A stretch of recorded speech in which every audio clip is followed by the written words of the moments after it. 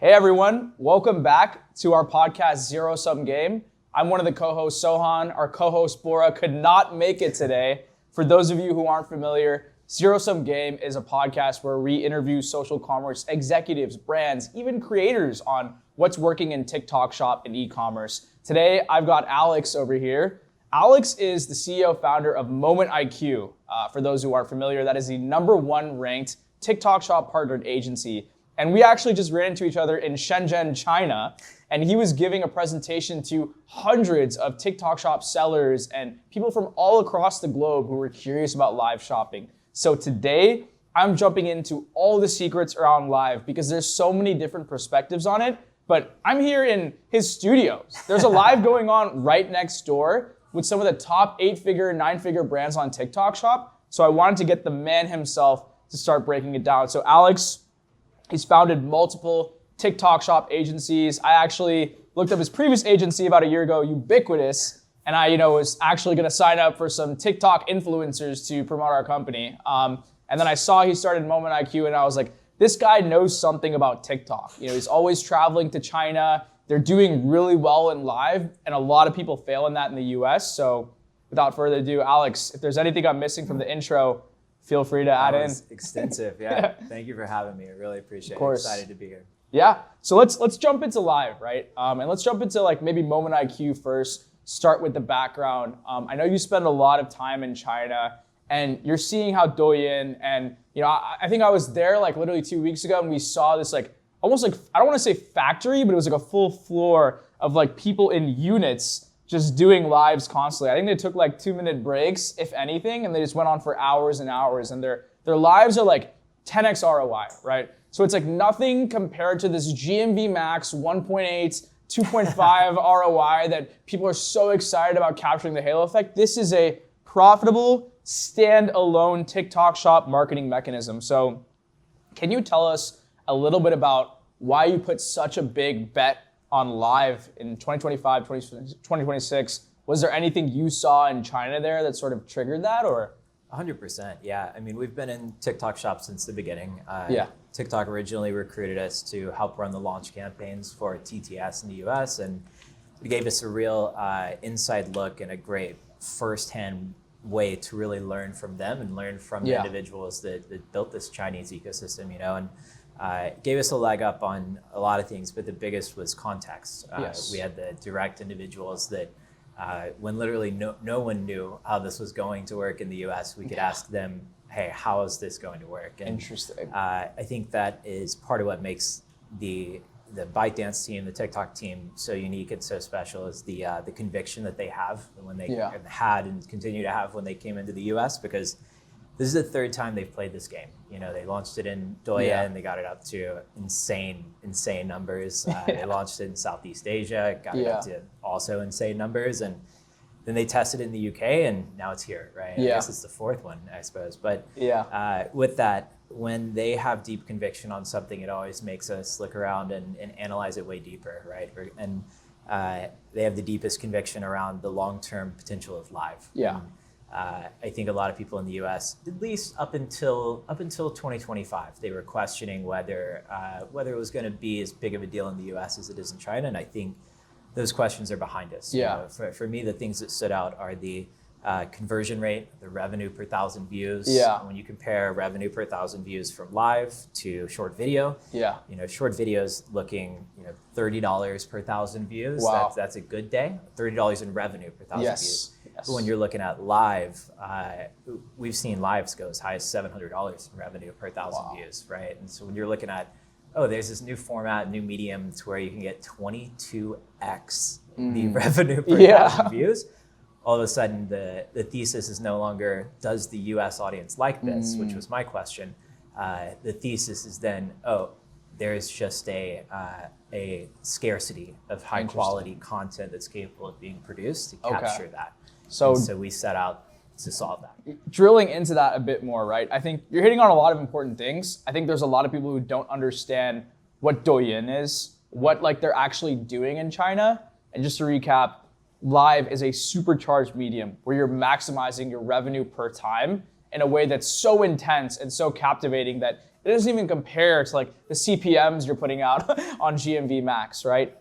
So Douyin, that is like essentially the TikTok shop equivalent in China. You're talking to the Chinese team, talking to ByteDance, right? Like, I know a lot of people are thinking like, hey, the American consumer isn't ready for it. But you said that wasn't your thesis. What were you observing in China that let you know like this actually could work in the US? What were they saying to you? Yeah, so TikTok's a great partner in that they don't push you, they don't force you to do anything, but they give you the context of why they believe it's the right path. Got it. And that's super valuable because it helps you see around corners, it helps you see what's coming, and so their conviction around it led me to spend a very significant amount of time diving into the data that we had. And this was 2024, early 2024. They approached us and asked us to build the first domestic live selling production business unit in the US. And domestic's a big thing, right? There needs to be all different types of providers in this space. And I think the magic that we bring is we were trained and learned from the individuals that got Douyin where it is, right? And we should also back up and say like the reason Douyin is such a good learning source is they launched Douyin Shop, the equivalent of TikTok Shop. When I say equivalent, it has the same logo. I mean, it's the same thing, right? But they launched it 5 years earlier than the US. And so when you look at all of the ecosystems they launched there, Southeast Asia, UK, US, you can cohort their launch date and you can see them do the same thing at those times, right? Got it. So you can peek into the future of where the US is going to be by looking at where the UK was 1 year ago, looking at where Southeast Asia was 3 years ago, looking at where Douyin was 4 years ago. And you get all these data points where you no longer need to forecast, you need to learn and gather context and then make decisions off of that. And the one thing to verify is, does that data hold true here? Yes. And so that's what we dove in for in 2024, trying to confirm. And the question, if we unpack that further, is does the US audience love it? Yes. Do they and love it, you can define in two different ways, like average watch duration. Do they watch this thing? Do they click in? Do they watch it? But then number two, the best way to gather data is not to ask them whether they like it, it's to look at where they put their dollars. Yes. Right? And if live is better at converting users than short video on a revenue per 1,000 views basis, then it's just a matter of time, right? And there's this metric that we use in this ecosystem for short video, for live, for product card, everything. It's called GPM. And GPM is gross merchandise value, so revenue per 1,000 viewers. So you're not baselining on time, you're not baselining on anything other than if I get 1,000 eyeballs on this medium or this placement or this creative, how much revenue did we generate from that? And it allows you to compare these formats across each other, even though they're totally different.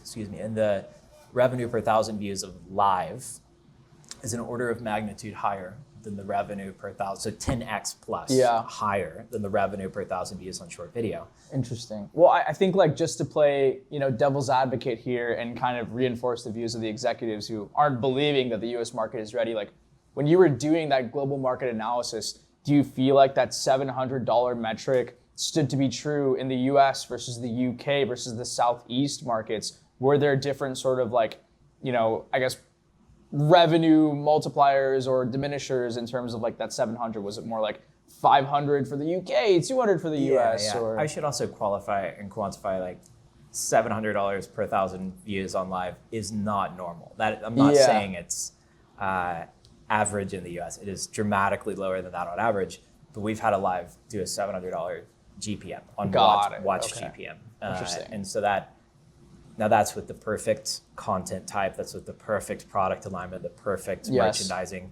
But if you can do it once, you can do it 1,000,000 times. You just need to. And if you're doing it with an audience that's this early on live, 100%. We call it the warming up period, right? We've gone through 2 years of warming up this audience to this new placement. But to answer your question, when you look at the more mature ecosystems, GPM, if you just blend out all the data, the longer live is within an ecosystem, the higher the GPM goes. And that's what the warming up of the audience is. Got it. You know, like when you buy, it takes a long time to get someone to buy something for the first time online. Of course, yeah. But the time from first purchase to second purchase of a user is dramatically lower, and then dramatically 100%. lower, and then all of a sudden it's the main medium, right? And 100%. in Douyin, it's now 70% of the revenue for that ecosystem is, and that's $600, $700 billion a year we're talking about. Interesting. I mean, it's dramatic, and the percentage mix of live Yeah. for the overall ecosystem goes up every single year that it's been launched. Do you think that slope of that huge amount of live revenue in Douyin had to do with warming up the Chinese audience? Or do you think,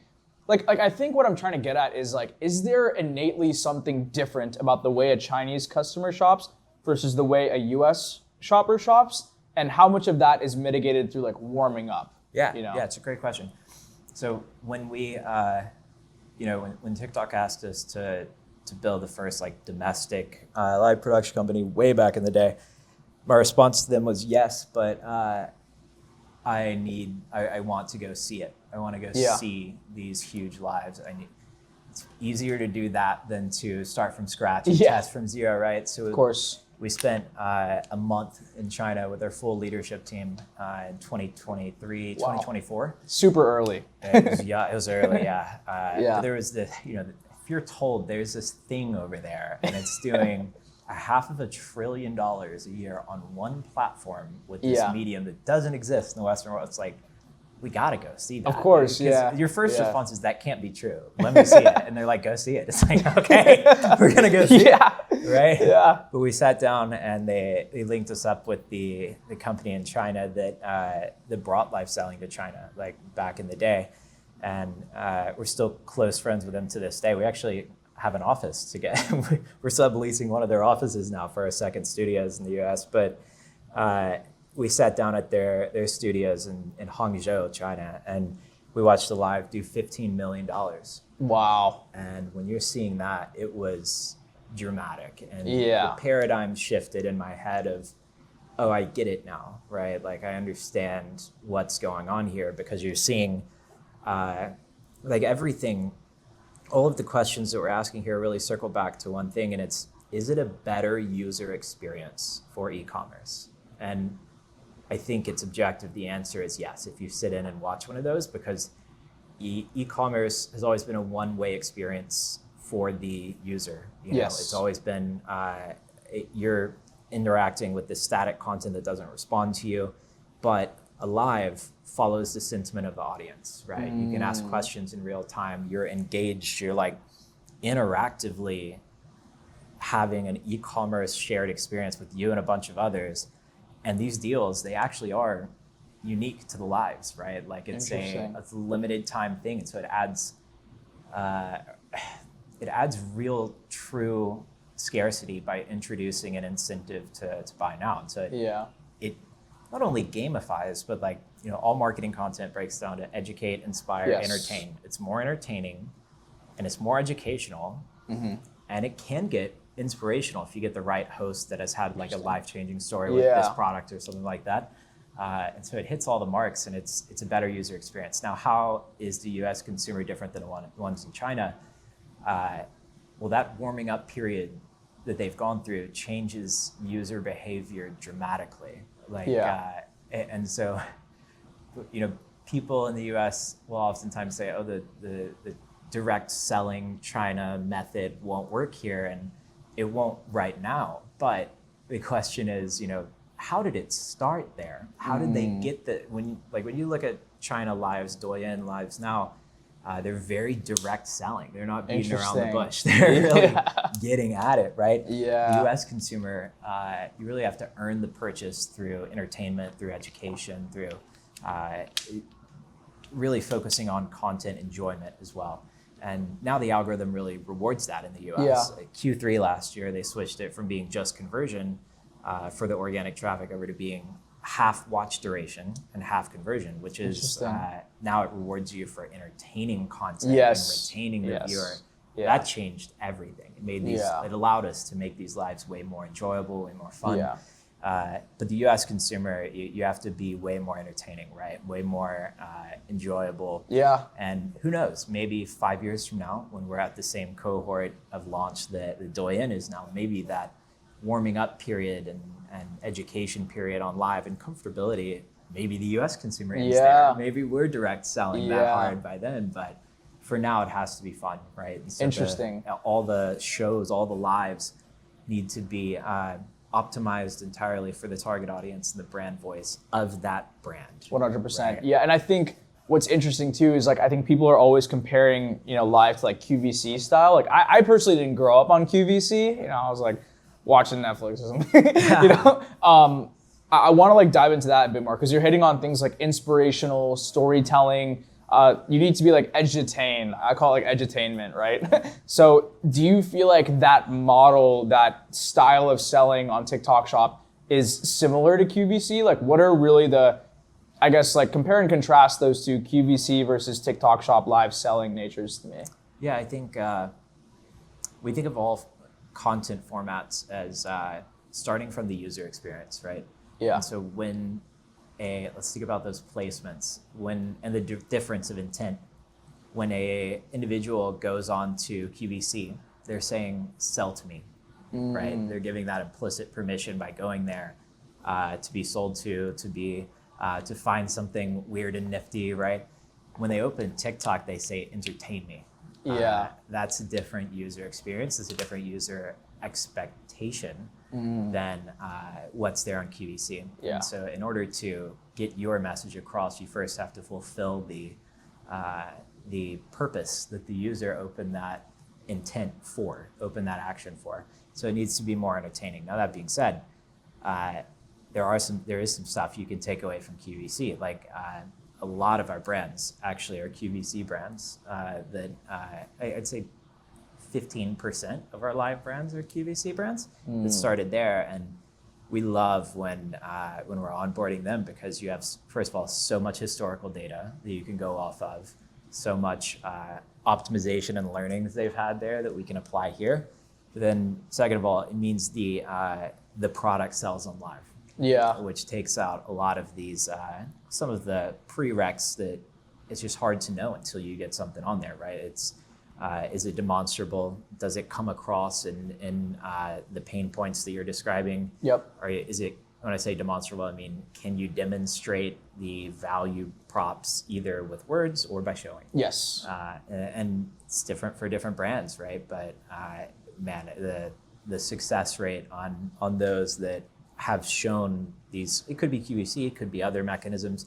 They know that they can sell through similar formats. That's golden. Is there like a noticeable difference in the hosts? Because like when you're saying people are bought into selling or there's some sort of like purchase intent already embedded within the content, I'm thinking about TikTok Shop versus Amazon, right? And it's like Amazon is like you're searching and you're doing a comparison-based buy, right? Where it's like, what is this USP align against this versus TikTok is like, I'm just minding my business and like, oh, this is interesting. Oh, I keep watching it. Oh, it makes sense, Is there like specific things you're noticing between the delivery and the archetype of the QVC host versus the live host on TikTok Shop?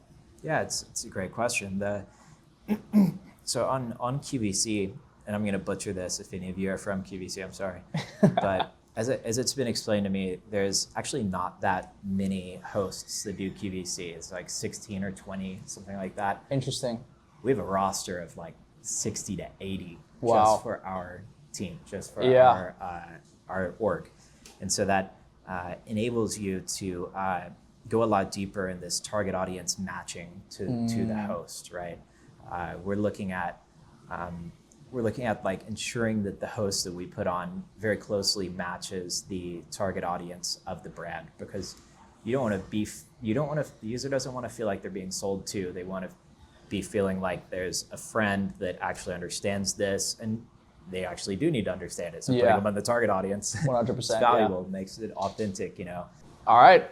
One thing I'm curious about is I get a lot of execs, CMOs. I think we're all seeing the enterprise brands really start to like lean into TikTok Shop a bit more. I was at, when I was at Shenzhen, I was talking to L'Oreal's head of TikTok Shop Germany, and then I was talking to Philips head of global media, and they're all asking the same questions around like, how much do we own the content, like QVC style live through our own handle? Is that doable? I think a lot of these executives are still trying to like demystify what live actually is. Should it be included in my 2026 marketing budget, right? If you were in a room with one of these executives right now, how would you explain the utility of including live in your 2026 marketing budget? Yeah, it's a great question. When I'm talking to brands, I always kind of make the joke, you're ready for the final frontier, huh? It's the one that, especially the enterprise brands, a lot of them delay a little bit. They try it, test the waters a little bit with the other channels, but if you want to take TikTok Shop seriously, live's no longer an optional thing. It's something that's a core requirement in order to participate in the channel and actually see the benefits. And it goes beyond just the conversion and the direct GMV that you get. You can view live in the early days when you launch it as it's like a retargeting funnel, right? Yeah. So who's it going to serve it to? It's going to serve it to the most relevant audience, which are people that have likely seen your products, right? Mm-hmm. They've considered you. Maybe they stopped on a product page and they didn't purchase. Maybe they're a previous customer on the platform. And so the education segment of this for us is two things. It's like, number one, when is it actually most powerful for a brand, which we can get into. But then number two, there are so many benefits beyond just the direct conversion. And that doesn't just mean brand awareness impressions. Like it is super powerful for that when you do it right. When you actually build an entertaining show. Like we have one brand that I think we share actually as a client.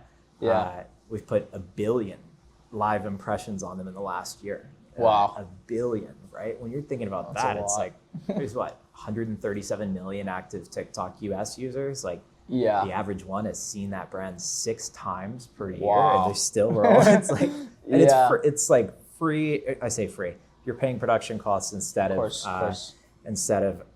paid ads. But the paid media budget on that would be like order of magnitude greater than the cost. And so you get the reach, but even better than that as performance marketers is it lifts your conversion rate on your other channels on the platform, right? And there's not a good platform doesn't have fantastic mechanisms for attributing that. Yes. But man, you can tell a difference in the other channels the other sub channels on the platform as that starts to ignite for a brand. Well, it's interesting you bring that up, right? So I don't know if we've talked about this, but we're building a cross-platform like halo effect attributor, but we're actually starting with Shopify first. Yeah. And what you were saying like kind of resonated with me a bit because you're saying people who have looked at the PDPs but not purchased. I'm thinking audiences of abandoned carts, people who are still in the like middle of funnel decision-making process. When you're on a live, going through the exact benefits, having the audience engage and ask all the FAQs,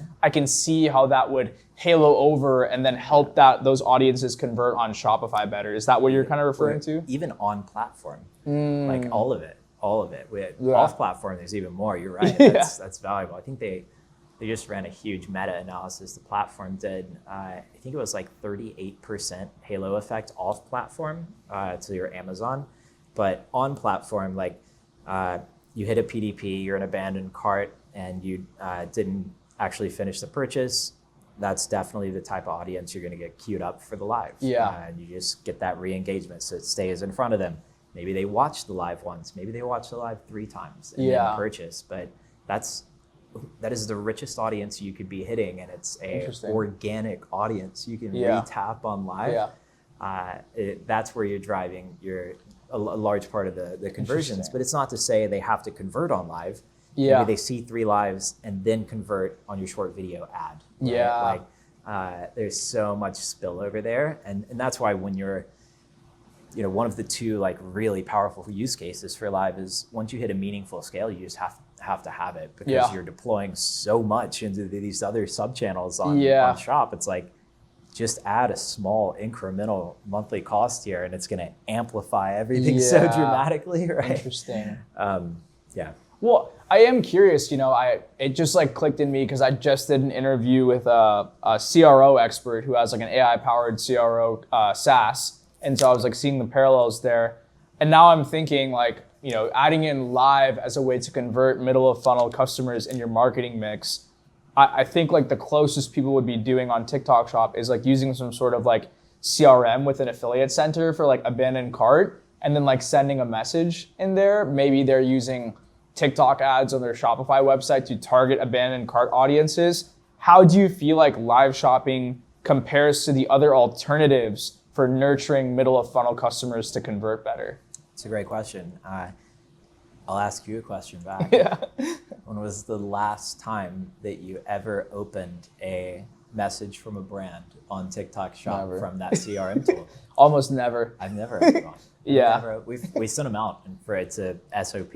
That's part of what we do, yeah. Don't get me wrong. But placements only matter in so much as they are used and they actually raise conversion intent for your audience, right? Yeah. If they're not, if they're only hitting 2.1% of your audience that's ever opening it, you only actually can play that 2.1, right? But if 70% of people that have actually spent meaningful consideration, given meaningful consideration signals to your product on platform, if their feed opens up to this thing, like all that 2% goes to, okay, well 70% now you have the chance. And then it goes into efficacy, right? But it's that, the reachability of your retargeting audience. 100%. Interesting. And when you're looking at these different ways to like nurture it, I know this is like getting slightly tactical. I'm still going to keep it high level for the founder moment I keep here. Is there anything that's going on in the live, like with this host, that makes the viewer convert better than just like seeing a PDP with a comparison chart, or like what exactly are the best hosts doing to convert this audience in a way where it's worth it to invest that upfront cost in your marketing budget? Yeah, it's a million things. It's a million things. Some of them are on live, some of them are off live, like the in between. We view it as a testing and iteration, testing and optimization roadmap that you build for each brand, right? Yeah. And there's on most lives, on all big lives, but most lives, there's two individuals that are involved. There's your host and there's your operator, right? Yeah. And the host is doing things. What are they doing differently? They're having fun. They're making your brand come off as this enjoyable thing, right? And one of our brands actually said this thing, and it was like, live is the best brand building tool in the Western world right now. Interesting.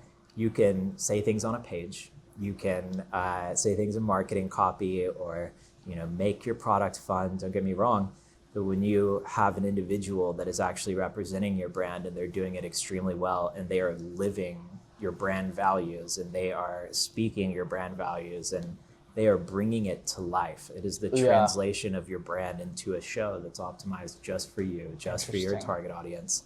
And it brings it to life. It really does make it fun. It makes it enjoyable. And like that billion impression, billion reach, billion view live that I told you about, that brand. Yes. I don't think it's any coincidence that they gave us at that time.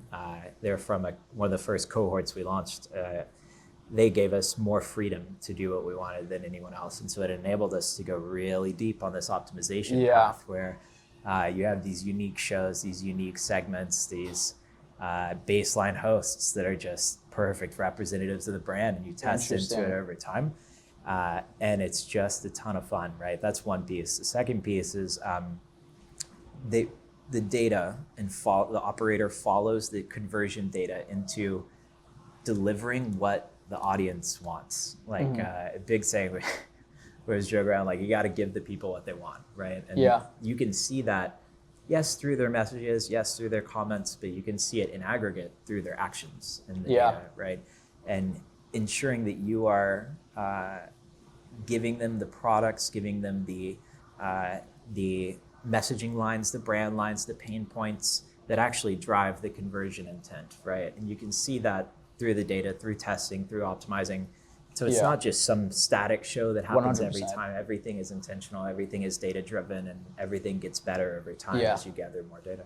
So two interesting things, right? Let's talk about the latter one first. I'm going to draw parallels to conversion rate optimization again, right? If you have to go in and test different selling points in your PDP, inject that into a website, work with a UX UI designer, paid media, growth specialists to then see if that converts, that's like a $10,000 to $30,000 experiment, months of setting up. There's no one in the company who's actually going to buy into that. If you're in an enterprise brand trying to pitch that as a use case for your marketing budgets versus actually having iterative testing through lives where you're putting in different selling points, measuring the data, and then culminating to this huge live where you take what works best. Like, that's really the power from what I'm hearing, and in testing the more like middle of funnel, bottom of funnel elements. And then the top of funnel things, right? Having some sort of brand building mechanisms. I think we're seeing that even at Reacher, where it's like a huge portion of our inbound pipeline is like, hey, I saw your content, Sohan, Bora's content on LinkedIn, and I booked a call. And then all of a sudden, it doesn't become a Chinese menu of which software has this feature versus that feature. And, the brand's involved, people are excited, and those people convert. They're a lot more sticky. They feel a lot more connected, right? And I think you can't get that same level of LTV from your customer when you're just trying to optimize for something static, something that isn't alive, something that doesn't represent the brand well. So that's super interesting. 100%. And that's very well said. Yeah. And when we work with brands for lives, you do showcases, you do these really big lives, don't get me wrong, but we sign all of our brands that we do live with, we do it not as a one time, but it's a daily live. Yeah. And so they're signing for between 80 and 300 hours per month Wow. that are live produced, right? Yeah. And that matters because this is not a one-time live. You're playing the same game 5 days a week, 7 days a week. And so it's like you're running a new round of tests every day, and you're learning every day, and it improves every day. And that's how you get to that billion view live. Interesting. That year, it didn't happen the first day. It happens, the third month it kicks because you just click. And over that optimization roadmap, each brand's live like segments into what it's meant to be and what the audience wants it to be instead of what anyone else wants it to be. We're going kind of fresh-minded, right? But at the end point, it is a branded show that represents your brand and that perfectly speaks to your target audience through this testing. Totally, 100%. like when you're comparing live providers, if I leave you with anything, look how similar or different their lives are across their brands. If it's the same show every time, if it's same background format, like that's not what you want. That limits your testing. That's you have to go with a provider that has a team with the level of creativity and the level of depth of experience that you're capable of letting it and guiding it into whatever that one needs to be. Yeah, and this is interesting. I think this is what Moment IQ does a little bit better than other agencies is you have your short video testing roadmap. I think everyone knows you have to have some combination of hooks and selling points. You're testing in short video. I get tired of hearing this. It's like, how do I get the best hook? I'm just like, dude, I don't care. I think there's higher leverage things to do. If you're running your live testing roadmap along with that short video testing roadmap that works, if you're working with an agency like Moment IQ, the value of those 3 months of testing with 2 different mediums for the entire customer journey on TikTok Shop is just completely different, So I think that's one thing you guys do really well. I am curious. I know we're running short on time here. I have just a few questions on like how to actually get started, what the setup looks like. I have a friend, she owns an agency, and some of her live hosts, they just have an iPhone with a tripod, like a few lights. It's not anything like, you guys can't see this, but we're in a great studio here with advanced setup, multiple rooms with different configurations, props, backgrounds. Like for these enterprise brands who want to get started and just feel out the momentum, what sort of setup should they be considering here? It's a great question. For enterprise brands, I'll first of all be honest and say like I don't believe I've ever seen an enterprise brand actually take it in-house. Really? Because it's, if you have an enterprise brand, that inherently means the value of your brand is significantly high. You have this large asset you don't really want to take a risk with. And so that's a big bulk of the value that's brought here. Now, number two, if regardless of what brand level you're at, especially if you're like a challenger brand, like using this as your breakout channel for the first time, you can get started with anything. Yeah, it takes, what's it take? A host, it takes some type of set, it can be basic, and then scripting. Think of it as a loop. Like people think of live as a TV show. It's more like a billboard in the sense that people are driving by, in the sense of how you develop the show. Now, that means you have these loops, right? Yeah. So you have these segments that you optimize into over time, and you test different ones all the time. But you don't have to get to like an insane level of depth for your first one. Just pick some products and get on there and go. Yeah, interesting. Okay. So enterprise brands probably aren't willing to risk their brand equity because the upfront costs are like probably too high, right? I think I've heard for like a podcast setup, it can get anywhere from like $15,000 to $30,000 for like the multi-camera thing, right? Like what is it? Tell me about it. what is like, you don't have to like give me the exact number, but like just to like really hammer home why it's hard to set this up in-house. What is like the range of like the costs to develop like a studio like you'd get at Moment IQ? Well, studio is one piece. The big value of, or at least one of the big things, it's the studio and set, the equipment, but deeper than that, you need people that understand how to utilize it and how to be creative and strategize content and build these roadmaps for this channel. Right? Yeah. And I joked around, I used to always mess with TikTok because they're like, scale. It's like, there's no one in the US I can hire that knows this. That was 2024. We're beyond that now. But there's immense value in this channel, this sub-channel specifically in using an agency because economies of scale are massive here. We deployed millions of dollars in burn to build out the infrastructure, to build out the expertise, to recruit all of the best talent that we could possibly have, like these amazing people here, and to get the level of depth in the studio and set designs that we need to. And the other thing is, this is a sub-channel where it's very difficult to, I think it would be very painful if I envision a world, if I hop into the brand's shoes, trying to optimize these things based off of just the data you're seeing from one. Yeah. Right? This is a channel that it's not just a brand trying to figure it out or one account trying to figure it out. It's the whole ecosystem and the platform themselves trying to figure out the optimal algorithm distribution and algorithm ranking factors for this level of warmed up audience, right? So like Q3 last year, the algorithm changed, and all of a sudden you have all of our teams sitting in a room reviewing data every single day, saying like, okay, what's moving right now? And within 2 days, we knew precisely what the new factors were. We also had context provided by a platform, which was helpful, but it's very difficult to optimize a game like this when the rules of the game are changing so quickly if you only have one sample size of audience, right? Interesting. Final question. What do you think I should have asked you during today's session that would be helpful for marketers making decisions about whether to add live into their marketing mix? Fantastic question. Have you done this before? I think the other question that we get oftentimes, the other thing that brands find really helpful is what are the best use cases for live? There's the one we discussed within this. One of the best use cases is when you hit the point to where your other sub-channels are big enough, that TikTok's a big enough channel that it just helps you amplify everything else, right? You just need to have it in order to, it's gonna save you money by adding live, regardless of what the revenue is on live, because it raises your conversion rate on everything else. That's one use case. So when you hit like 200K a month, 100K a month in sales, absolute no-brainer. Interesting. Regardless. But second best use case is cold starting on live.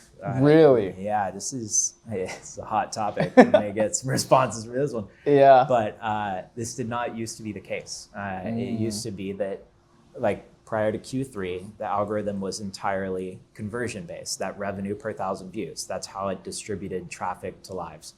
Well, a new brand is going to have way lower revenue per 1,000 views. So you couldn't really cold start on live back then. But then in Q3, they re-optimized, and you can basically summarize the new live organic algorithm as 50-50 revenue per 1,000 views and watch duration. So the entertainment value of a live. And when that happened, we were looking at the data, and it was like, well, a new brand, a cold start brand, can't get as many they can't compete in revenue per 1,000 views. Of course. But I can deliver just as incredible of a live on a cold start brand as we can on a established brand. Right? Yeah. And so the hypothesis was, can we actually win the algorithm over more on the cold start side now by delivering entertaining lives, right? And we cold started actually one of our brands that we own. We don't compete with any brands, by the way. We build totally unique products that don't exist. Experimentation purposes. That's the niche. But we cold started the brand with just a ton of live hours independently to see what'll happen, right? Yeah. It was the fastest cold start brand we've ever done in 3 years. Yeah, and it was like, whoa. Because I would never ask a brand to pay for that risk. Of course, we'll take it. Yeah. And so then we iterated the whole strategy for the portfolio and said, we're just going to cold start on that. And with all the other channels too. I should also note, we do end-to-end TikTok shop stuff. So we do affiliate, we do ads, we have totally separate orgs that optimize these things independently. So it's all valuable together. But when you're cold starting, the hard parts are you don't have any, it says 0 units sold. Yes. It says 0 reviews. Well, if you deliver a really entertaining live, you can actually win enough traffic to where it makes sense, and to where, like, how do you define whether it's worth having? Is your ROAS all in on that going to be better on that, or at least competitive on that, versus the other channels? The answer is yes, because you can, when you're actually talking to these people one-on-one, our hosts, our operators call it 1v1ing the individuals during cold start. Like, chat, you see Samantha pop up, hey Samantha, what are you up to today? That's how you get your first unit sold right there. And then that ignites short video, and because you get your units sold in reviews, and then your whole ecosystem comes into the picture. Right? Well, it's interesting because people already do that with their creators in their creator community, right? They're getting on calls, and the leverage is I'm going to spend one-on-one personalized time with them there. And you're saying, why aren't people doing that with their customers to improve their conversion rate? I think the biggest takeaway from what you've told me is that live is the new conversion rate optimization for TikTok Shop. That's literally it. And if you do it well, it's hundreds of millions of reach too. Both of them, And I think it's interesting because for cold start brands, the questions we get is like, what is our payback period? What is like how effective is this channel going to sit in my marketing mix? And I think what's interesting about deploying live, based on what you're saying, is that you're also proving out the model of this channel, right? How effectively do the inputs, the eyeballs, the views come in and convert to have this standalone against an Amazon or a D2C in the long term, versus just trying to justify TikTok Shop on a blended CAC to LTV basis off the halo effect on Amazon. I feel like that's kind of a lazy approach in some ways, right? Rather than trying to actually execute on the merits and the leverage you can pull in channels. So I really love that. Alex, thanks so much for jumping on, and hopefully the first of many. Yeah, thanks guys.